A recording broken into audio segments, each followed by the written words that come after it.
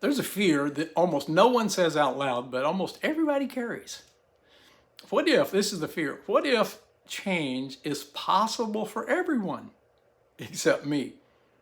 Let's think about this just for a minute. Is it possible that you're hiding, you're pretending, you're avoiding, you're feeling stuck? It's justified. Is it possible that, that something is missing in you? Something's just broken. Or maybe it's so permanently flawed, you just can't change.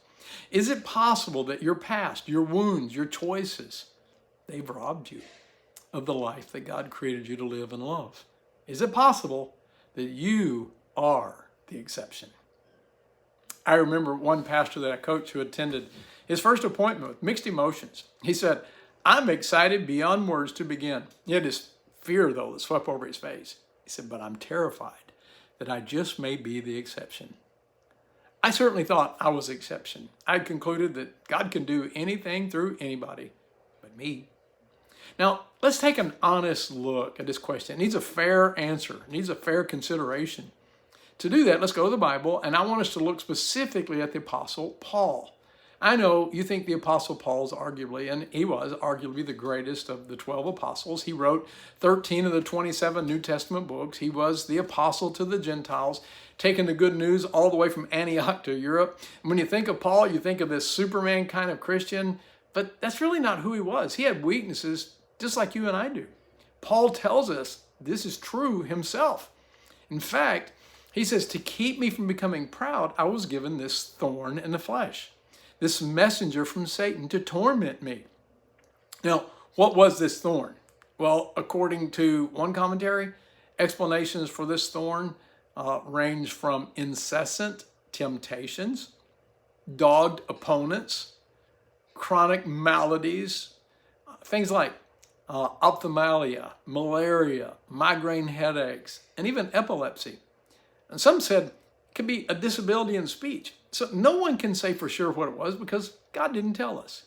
But borrowing from my good friend John Smith, I think it was an eye problem because Paul couldn't see himself being nearly as productive with this thorn as he could without it.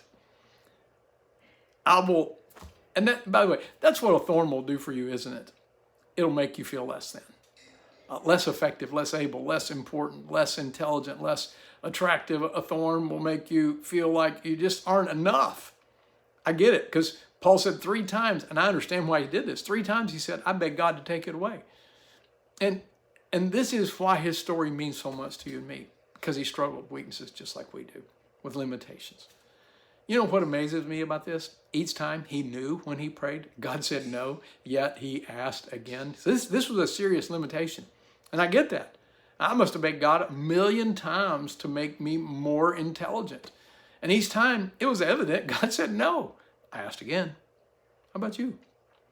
And by the way, this makes me ask the question, God, what's up with that? I don't get it.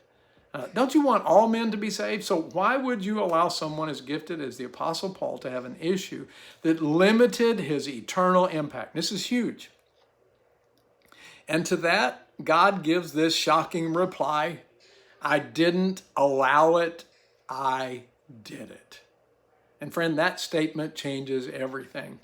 Paul understood that God gave it to him to keep him from becoming proud. You see, pride says, but I can do this. I can. Grace says, no, God's power works best when I realize I can't. Pride says, I deserve to be smarter, prettier, stronger, better. Grace says, no, I'm just happy to be who I am, trusting in God that he'll be glorified. You see, the harsh reality is, as Kim Avery wrote in her book, you are not enough, and that's a good thing. You see, God had in mind for you and I to do more than we could ever accomplish by ourselves.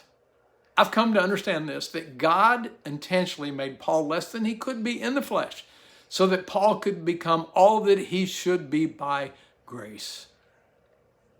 Did you get it? Let me repeat it. God made Paul less than he could be in the flesh, so that Paul could become all that he should be by grace. If God had not given Paul this thorn in the flesh, Paul would have missed out on the life that God created him to love and to live. He wouldn't be able to do all the good things that God planned for him long ago. God made Paul anew in Christ to do specific good things, sewed those things into Paul's DNA long before Paul was born, long before God made the world. And Paul understood that if I am to do all these things that are in my heart, then I must learn to trust God over my weakness. And he did. And he discovered that God's grace is enough. God's power works best when I'm weak. And that feeling that you have, that not enough feeling, God lets you have that so that you're going to rely on his grace and not on yourself. That's why Paul could say, so now that I get this, I'm glad to boast about my weakness so that the power of Christ can work through me. We need God's power, not our power. Paul leaned into God over his insecurity and his weakness, which was the thorn that made him feel like he was not enough to do what God created him to do. And he discovered God's sufficiency. Did you get it? He said it twice. This is a game changer. So now I'm glad. I'm glad to boast about my weakness. I take pleasure in my weakness 2 times. You know the word for glad, it's a superlative for the word sweet. Contemporary terms, Paul said, I'm weak, sweet. And Paul had a fresh understanding of God's grace. Since Paul realized that if this is how grace works, then I can be happy with who I am. Can I just tell you, I think the clearest indication that someone understands God's grace is that person is happy with who God made them to be, even with their weakness. Weaknesses, hardships, trials, difficulties, and the things they experience for Christ. I've come to see that when you accept God's grace for what it is, you will gladly accept yourself for who you are. Grace is where we receive God's power to rise above sin, to discover God's purposes, and to do all the good things that God had in mind when he made us. God's grace, it's available to you. It's available to everyone who just believes, who's trusting God. That's why the author of Hebrews tells us, so let us come boldly to the throne of our gracious God. And there we will receive mercy and we will find grace to help us when we need it most.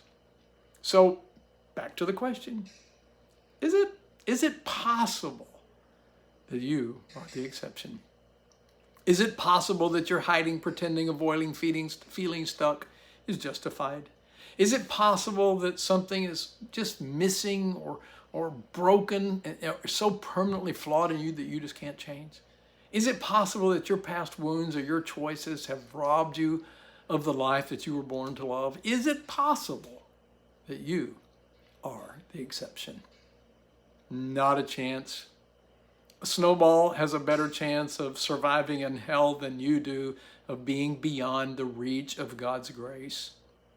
Let me just give you 3 things that will help you put this into practice today, okay? Number 1, identify your weakness. What is that thing that you struggle with? What causes you to feel like you are not enough? Do you know this may be the good thing that God planned to use when he imagined you long ago? 2, practice vulnerability as an act of faith. And here's where grace becomes real. Most men believe that change happens when they finally get strong, get smart, or become more disciplined, more committed. But grace doesn't work like that. Grace begins the moment we stop hiding, stop pretending. You see, faith is the difference between self-help and living by grace. Self-help says, I can do this. Faith says, I'm going to trust God that his grace is enough. And this is where many men quietly step back. They do. Because this vulnerability thing, it requires faith in who God made you to be. And that just feels dangerous. If people really knew my struggle, I felt like that. If they saw my doubts, I said that all the time. If they heard what goes on inside my head, no one would love me. No one would follow me. But this is actually where the magic happens. The best way I know how to tell you this or to experience this is in a community of men. People who are on the same journey as you, who just trust God, who love God, and are willing to be flawed. And I experience this every Friday in the Masterpiece Brotherhood group. This is a group of guys who are just committed to come, and they just come, they share their weaknesses, they share their wins, and we just celebrate each other, and we actually grow together. Growth happens. I think you're going to have to practice vulnerability by faith, and it takes a safe group to start it. Here's the third thing, and that is to accept your weakness is that thing that makes you at your best. Is it possible that you're the exception? Not a chance. Draw near to his throne of grace. Well, I hope this has helped you. If something inside this talk resonated with you, here, please share it with a friend. And I also want you to know that you're not alone. I'm here for you. And if you're interested in connecting in the Masterpiece Brotherhood group, this is a great group of guys that meet every Friday morning at 7:30 Central Time till 8:30. You can join for only $75 a month. There's no subscription. There's no contract. You can cancel at any time. We would just love to have you come and check it out. Go to craigwalkercoaching.com. On the top toolbar, the far right, click on Brotherhood and the drop-down menu. Just follow the prompts, or you can just find the link inside the show notes and join that way. Also, let me tell you something else is coming. I don't want to miss this. Our first ever Truly a Masterpiece workshop. It's a 1-hour live conversation where I walk you through why self-doubt keeps returning and how real change actually begins when you learn to live from who God says you are instead of what shame has taught you to believe.